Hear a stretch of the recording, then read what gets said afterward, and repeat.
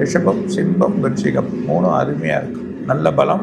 விட்ட பணங்கள், வாடகைகள் வர வேண்டியது, திரும்பி வர வேண்டிய பணங்கள், தொழில்நுட்பம், தொழிலில் போட்டது, அரசியலுக்கு வழிகள், அரசியலை செஞ்ச குழப்பமாகி இன்னும் நல்ல வலிமை பெறுறது, அந்த நிலைமைகள் ஏற்படக்கூடியது இந்த கிரகங்களுக்கு நல்லா இருக்குது. அதுவும் அந்த சிம்மராசிக்கும் சரி, விருச்சிக ராசிக்கும் சரி, அதே நேரத்தில் ரிஷபராசிக்கும் நல்லா இருக்கு.